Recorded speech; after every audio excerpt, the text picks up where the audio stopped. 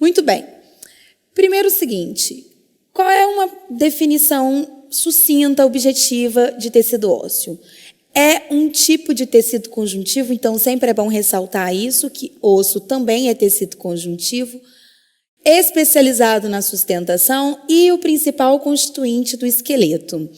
Bom, primeiro, o tecido ósseo, ele é o principal constituinte do esqueleto. Por quê? Porque cartilagem também faz parte do esqueleto, como a gente conversou na aula de cartilagem.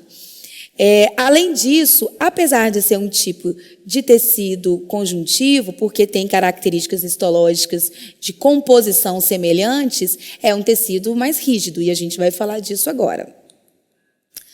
Muito bem, então quais são as funções? Como a gente já tinha dito, é um tecido de sustentação para o corpo, sustentação para as partes moles, e associado a isso, serve como apoio aos músculos esqueléticos e também inserção de tendões, certo? Além disso, é um tecido que faz proteção ao corpo e aos órgãos. Vamos dar exemplo. Por exemplo, o encéfalo protegido ali pelo crânio, pelos ossos do crânio.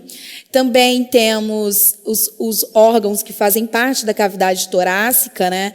Então, temos ali coração, pulmão, protegidos ali pelos órgãos da cavidade torácica, e também a própria medula espinhal, que passa no canal vertebral. E uma outra função do tecido ósseo, que eu acho muito interessante, é que o osso é a nossa principal forma de reserva de vários íons, principalmente depósito de cálcio, além de outros íons como fosfato, sódio, potássio, magnésio, citrato, carbonato. Então, além dele ser depósito desses principais íons, além disso, ainda supre as necessidades de cálcio no sangue, controlando os níveis adequados, as exigências adequadas de cálcio no sangue. Ou seja, há uma relação muito próxima de osso e sangue com relação a essa questão do metabolismo do cálcio, certo? Muito bem. Por isso, a gente tem que lembrar que duas células importantes, que nós vamos falar daqui a pouco, que é o osteoclasto e o osteoblasto, são duas células que precisam estar em atividade constante a vida toda, em equilíbrio. São duas células que precisam de trabalhar juntas, o osteoblasto e o osteoclasto trabalhando juntas em equilíbrio. Nunca eu posso ter uma célula trabalhando mais do que a outra ou vice-versa. As duas células elas precisam de estar trabalhando juntas e o nome disso a gente chama de remodelação óssea. É importante também a gente frisar que essas células são estimuladas por hormônios. Por exemplo, o paratormônio produzido pela glândula paratireoide e o hormônio calcitonina produzido pela glândula tireoide. Então, o que acontece? O paratormônio é um hormônio que estimula o osteoclasto a mobilizar cálcio do osso para o sangue. E, além disso, a calcitonina é um hormônio que estimula o osteoblasto a fazer a mobilização contrária, ou seja, mobilizar cálcio do sangue para o osso, tá? Muito bem. Bom, periósteo. O periósteo é um revestimento de membrana conjuntiva das superfícies externas do osso, além de que também existe o endósteo, que faz o revestimento da superfície interna do osso. E o periósteo ele é muito importante, né? Lembrar que se o periósteo é tecido conjuntivo, ele tem muitos vasos sanguíneos, e ali no periósteo estão presentes várias células-tronco. Por isso, essas células-tronco são chamadas de células osteogênicas, e por isso a função do tecido ósseo é nutrição e oxigenação, associando essa vascularização do tecido conjuntivo e, além disso, fornecimento de novos osteoblastos para o crescimento do osso, associando, então, com essas células osteogênicas, que são células-tronco. Muito bem. Bom, então vamos, falar da composição propriamente dita, como todos os tecidos são formados por células e também por uma matriz que está fora da célula, que é o interstício, a matriz extracelular. Então, a gente vai estudar quem são as células e quem é essa matriz extracelular, que a partir de agora a gente chama essa matriz extracelular de matriz óssea. Então, é importante a gente pontuar, bem rapidamente, as principais funções de cada uma dessas células. Primeiro, o osteoblasto. É uma célula de alto metabolismo e que tem uma função importante, produzir osso, responsável pela aposição de osso. Lembrando que a gente tinha dito que o osteoblasto é uma célula que sofre influência do hormônio calcitonina. Portanto, é uma célula que vai fazer a mobilização de cálcio do sangue para o tecido ósseo. Só que o osteoblasto também é uma célula importante porque vai produzir glicosaminoglicanos para a formação dos proteoglicanos e também vai produzir colágeno para a formação das fibras colágenas, né? O colágeno tipo 1. De modo que o osteoblasto é uma célula que contribui para a formação da matriz tanto mineral quanto a matriz orgânica.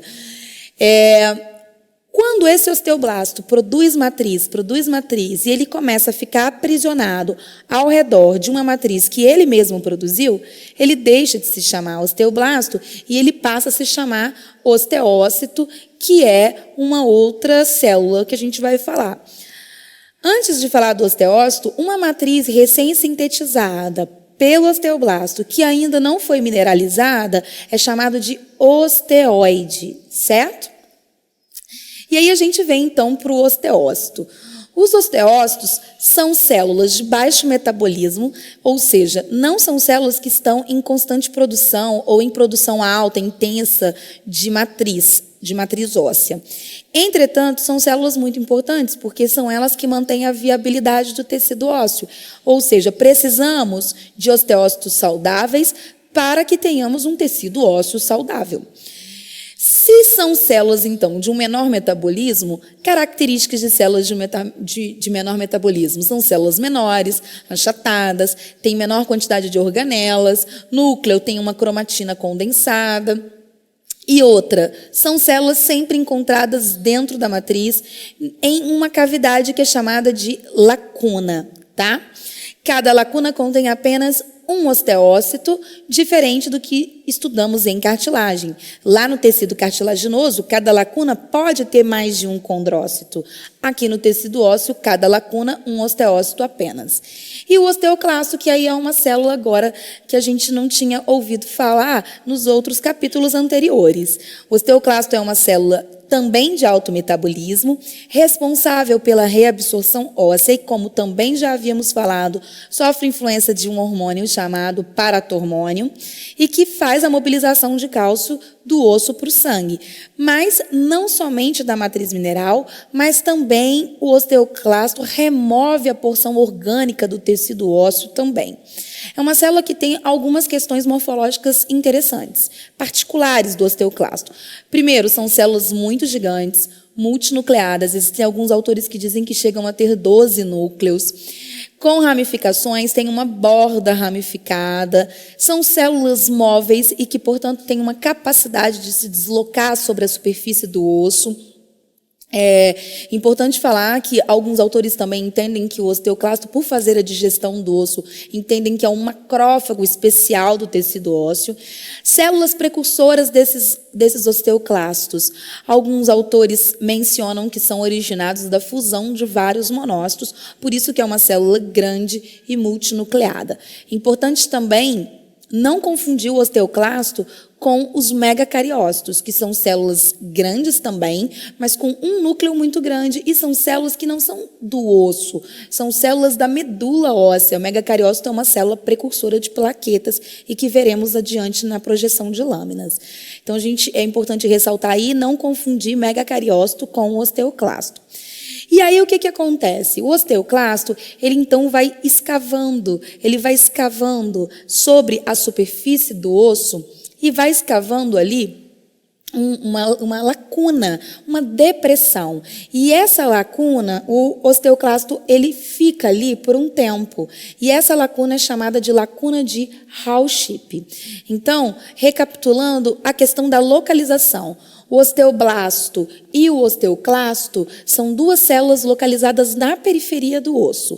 E o osteócito é a única célula que está localizada no interior da matriz, dentro de lacunas. Ok? Muito bem. Bom, então aqui algumas fotomicroscopias, vou passar assim bem rapidamente, porque a gente vai fazer focalização dessas lâminas. Então, a única célula que está no interior da matriz óssea, dentro de lacunas, são os osteócitos. Os osteoblastos são células que ficam na periferia, são células grandes, são células que se assemelham um pouco com as células epiteliais, porque elas ficam justapostas uma do lado da outra, como se estivessem revestindo o osso, certo? E aqui nessa outra figura, uma célula, aqui numa projeção aumentada, uma célula grande, multinucleada, uma depressão embaixo, que esse osteoclasto ele fica aqui por um tempo, ele age nesse local do tecido, depois ele vai se deslocar, então é uma célula móvel, e essa depressão, essa lacuna aqui embaixo, é chamada de lacuna de Hall-Ship, certo? Muito bem. Eu gosto muito também de falar dessa figura, que é mais ou menos, eu vou tentar resumir para vocês, a ação do osteoclasto. Por quê? Porque o osteoclasto faz reabsorção, digere osso, como? Então, uma coisa que é importante a gente verificar aqui, vamos primeiro entender a figura. É uma célula bem grande, o desenho mostra 2 núcleos, então é uma célula que é multinucleada, tem lisossomos, organelas, então esse é o osteoclasto. Tem uma reação química que acontece aqui dentro dessa célula, que é entre CO2 e água, liberando íons H+. O que é importante desses íons H+? Esses íons H+, eles são transferidos para essa superfície do osso. Esses íons H+, vão acidificar essa região. É importante dizer que o osteoclasto ele age confinado num local, então ele vai liberar ali o H+, apenas nesse local onde ele está ali localizado. E quando esse H+ é depositado aqui, oriundo dessa reação química, acontece o quê? Diminui o pH, há uma acidez da superfície óssea, essa acidez, então, contribui para a desmineralização do osso, ou seja, retirada do tecido ósseo. Além disso, esse pH ácido é um pH ideal para a ação das enzimas lisossomais, e é o que a gente vê aqui na imagem. A gente vê aqui lisossomos liberando aqui enzimas, certo? E esse pH traz, então, um pH ideal para a ação dessas enzimas, e essas enzimas, então, vão ser importantes para quê? Retirar a porção orgânica, por exemplo, degradar colágeno, que é a porção orgânica dessa matriz óssea. Além disso, de quebra, tem também aqui uma substância indo para o vaso sanguíneo que vai ajudar também nesse controle do pH do sangue também, tá? Nesse caso aqui, alcalinizando o sangue, carbonato. Outra coisa importante aqui é que esse cálcio que vai ser digerido, ele vai ser retirado daqui, ele volta para o citoplasma da célula, onde possivelmente aqui dentro a digestão continua e depois esse cálcio vai ser mobilizado para o sangue. Então, o osteoclasto, sob estímulo hormonal, vai fazer a mobilização de cálcio do osso para o sangue, além também da parte orgânica do osso. Certo? Bom, então aqui a gente vai falar assim, um resumão de todas as células que nós estamos conversando. A célula osteoprogenitora ou osteogênicas, que são células-tronco que vão se diferenciar em osteoblastos. Os osteoblastos, como a gente falou, são células grandes, são células que vão formar o tecido osteoide e também vai dar origem ao osteócito e é a célula responsável, de fato, por produzir a matriz óssea, tanto a parte mineral quanto a parte orgânica. Então, o osteoblasto, uma vez, quando ele fica enclausurado em torno de uma matriz que ele mesmo produziu, ele não é chamado mais de osteoblasto, ele passa a se chamar osteócitos, que são células menores, porque o metabolismo dessa célula diminui e são células que estão localizadas no interior da matriz, tá? O osteoclasto são células importantes, são células multinucleadas e que fazem a reabsorção do osso. Descalcificam, degradam o osso, mobilizam parte mineral, principalmente o cálcio, para o tecido sanguíneo. Outra figura mostrando agora a localização. Osteoblastos sempre são células de periferia, células grandes, né, cúbicas, células uma do ladinho da outra. O osteoclasto, uma célula também grande, também de periferia do osso, multinucleada. E dentro do osso, no interior de lacunas, a única célula que fica no interior de lacunas é, então, a célula chamada de osteócito. Aqui fora, aqui a gente tem um tecido ósseo, certo? Essa região aqui, que tem esses capilares sanguíneos, é a região da medula óssea que a gente vai falar adiante. Muito bem. Bom, já falamos das células e agora vamos falar então dessa matriz. A matriz extracelular do tecido ósseo, ela é formada de fibras e de substância amorfa, ou também chamada de substância fundamental, assim como o tecido conjuntivo propriamente dito, assim como a cartilagem. Porém, tem uma diferença, tem agora uma observação a ser feita. Essa matriz agora se torna uma matriz calcificada ou mineralizada. Os dois termos estão corretos, embora eu particularmente prefiro falar mineralizada. Por quê? Porque não é só cálcio que tem, existem outros minerais que são depositados aqui no tecido ósseo. Por que também se usa o termo calcificada? Porque o cálcio disparado é o principal íon que é armazenado aqui nessa matriz. Então, essa matriz óssea, que agora podemos chamar de matriz óssea, é dividida então em matriz mineral e matriz orgânica, que então é a composição dessa matriz. Então, antes da gente falar então da matriz óssea mineral e orgânica, duas diferenças importantes que eu gostaria de ressaltar aqui, de reforçar. Primeiro, a diferença de quantidade de água. Aliás, tecido ósseo tem água? Tem, por causa dos proteoglicanos, mas uma quantidade pequena de água, entre 8% a 9%, comparado com a cartilagem, que tem 75% de água. Agora, outra diferença importante entre a cartilagem e o tecido ósseo é porque cartilagem é avascular, não tem vaso sanguíneo, e o tecido ósseo é um tecido muito vascularizado. Certo, então a matriz mineral é a matriz formada pelos íons, cálcio, fósforo, entre outros minerais já mencionados. Forma então esse cálcio, esse fósforo, formam cristais que formam então um produto semelhante à hidroxiapatita. Há aí uma porcentagem de 50% a 65% representante da matriz mineral, do peso seco da matriz. 50% a 65% são valores da literatura, dos livros de histologia. A matriz orgânica, então, é formada pelo colágeno, principalmente, o colágeno tipo 1, pelos proteoglicanos, pelas glicoproteínas adesivas, mucopolissacarídeos, e representam, então, uma menor quantidade dessa matriz quando comparado, então, com a matriz mineral. Muito bem. Bom, e aí a gente tem que agora falar sobre a classificação de tecido ósseo. Por quê? Porque nós vamos ver lâminas daqui a pouco, vamos analisar, avaliar lâminas, sobretudo com relação a essa classificação. E também vamos ver as células, vamos aplicar aqui essa introdução que estamos fazendo na prática.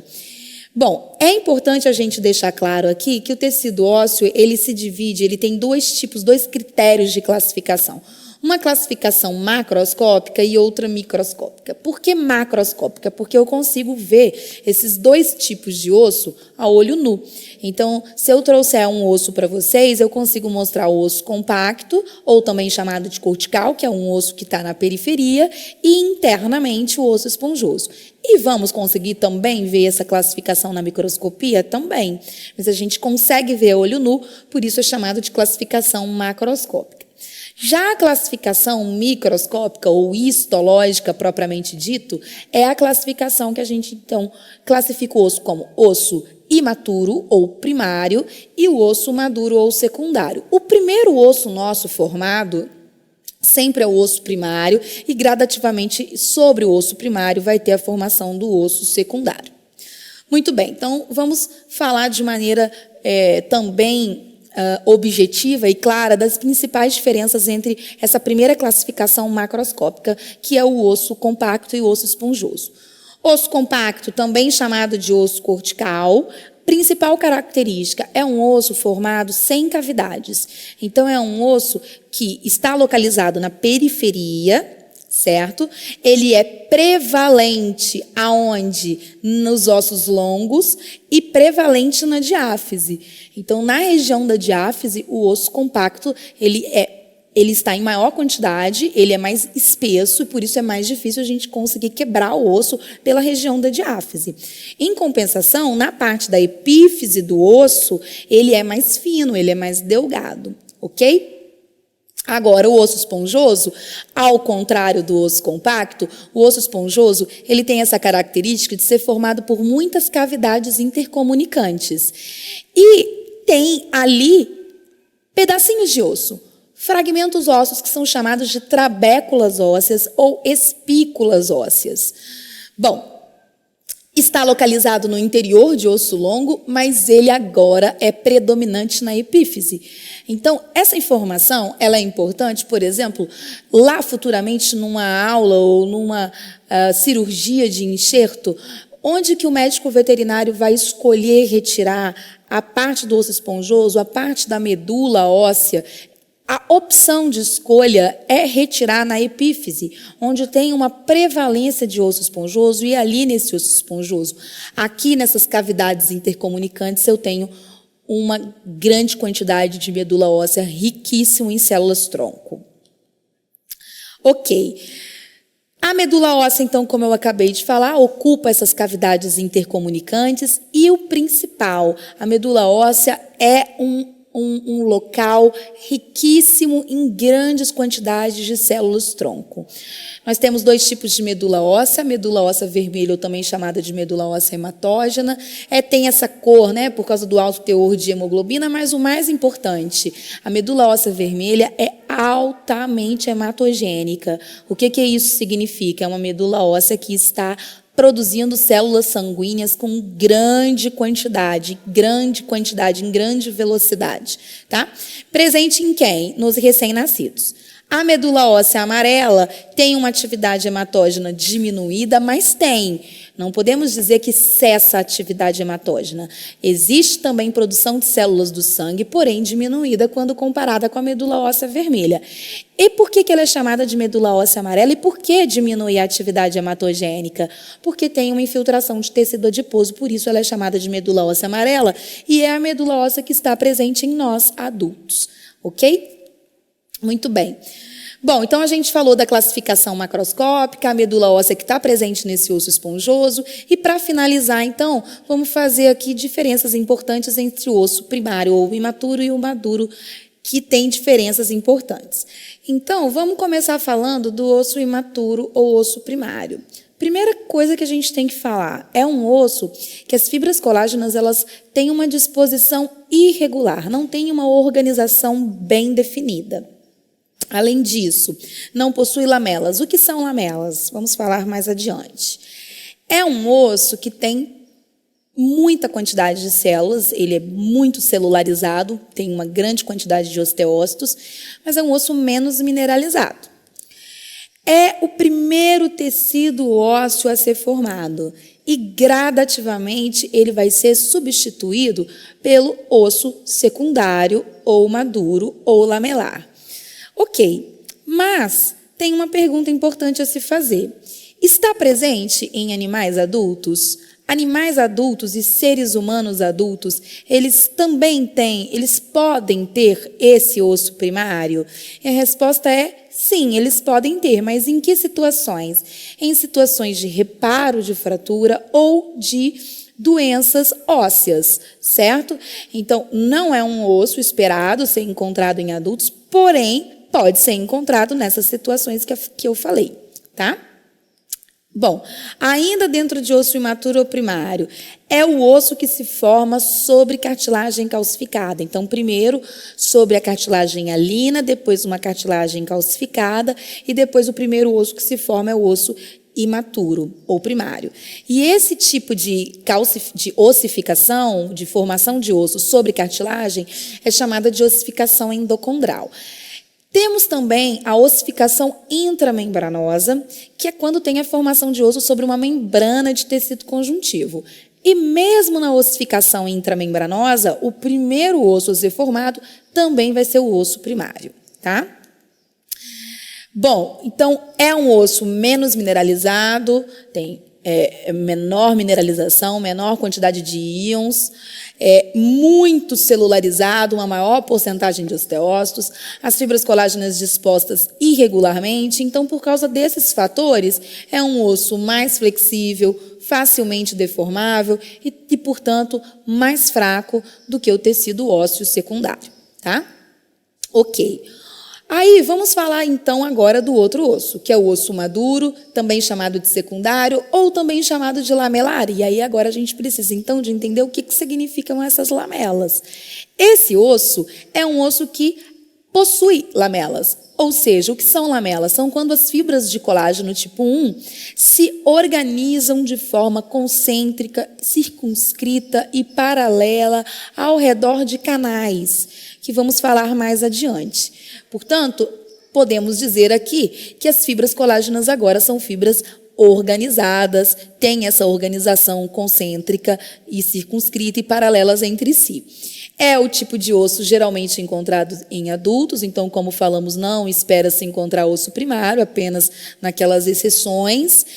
E aí nós vamos falar o seguinte, já que temos essas lamelas, já que temos essa organização dessas fibras colágenas em lamelas, aparecem novas estruturas aí. O sistema de Havers, o canal de Havers e o canal de Volkmann, que é melhor explicar na imagem que vem a seguir. Bom, primeira coisa que a gente... Vamos por partes, vamos devagar aqui. Primeira coisa que a gente tem que ver. Cada camada dessa daqui são lamelas, ou seja, fibras colágenas organizadas de forma concêntrica, essas camadas organizadas concentricamente ao redor de um canal. Dentro deste canal passam vasos sanguíneos e nervos, e também vasos linfáticos. Mas é por causa desses canais que eu tenho um tecido muito vascularizado, que é o tecido ósseo, certo? Muito bem. Esses canais aqui, onde passam vasos sanguíneos e nervos, eles são escavados pela célula que faz reabsorção óssea, osteoclasto. Muito bem. Outra coisa, se aqui é a matriz, então, de fato, e agora é um osso mais mineralizado, porque é um osso secundário, então, se aqui eu tenho a matriz óssea mineralizada, eu tenho que ter pequenos canais, canalículos, que trazem e unem esses osteócitos que estão localizados no interior de lacunas. Então, vamos lá. Isso daqui são lamelas. Aqui eu tenho lacunas, dentro dessas lacunas a presença de osteócitos, um canal que vamos chamar de canal de Havers, onde ali dentro passa vasos sanguíneos e nervos principalmente, canalículos, pequenos canais muito diminutos que vão ser responsáveis por trazer nutrição e oxigênio para os osteócitos das camadas mais distantes. Vamos para mais uma figura interessante, uma imagem interessante, tridimensional. É importante a gente verificar o seguinte, olha, esses conjuntos de várias lamelas circunferenciais é chamado de sistema de Havers, certo? Somente o canal aqui no meio, central, aqui a gente vê essas lamelas assim, tridimensional, e o canal no meio passando um vaso sanguíneo, então somente o canal de Havers, certo? A gente vendo assim de cima, a gente vê elas nesse formato circunferencial. Se a gente vê nesse corte longitudinal, a gente vê essas lamelas também mais em corte longitudinal. Bom, e o canal de Volkmann? O canal de Volkmann é um canal que une dois canais de Havers entre si. Então, esses canais são todos interligados, passam vasos sanguíneos dentro desses canais.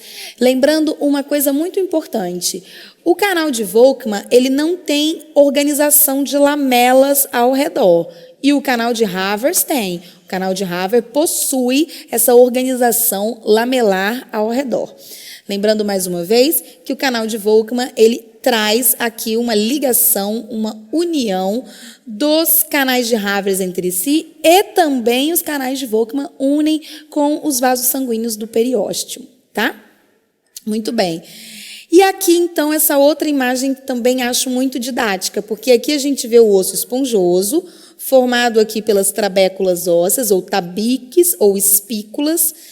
Essas cavidades, esses espaços que serão preenchidos por medula óssea. E aqui eu tenho o osso compacto, que é o osso que não tem cavidade, que está na periferia do osso. Microscopicamente falando, esse osso compacto tem essa organização lamelar, com lamelas concêntricas e circunscritas, o canal de Havers, o canal de Volkmann, unindo um canal de Havers a outro canal de Havers. Então, sob uma ótica de uma classificação macroscópica, esse é um osso compacto, esse é um osso esponjoso, certo? Porque tem trabéculas e cavidades.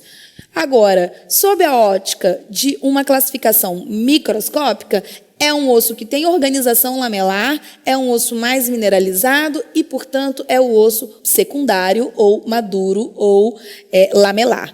E o periósteo, que é uma membrana de tecido conjuntivo, tá? Bom, vamos então agora ir para a parte prática, onde a gente vai analisar essas lâminas agora no microscópio de luz, certo? Tudo que nós pontuamos e pincelamos nessa introdução teórica, vamos aplicar agora na prática. Vamos lá?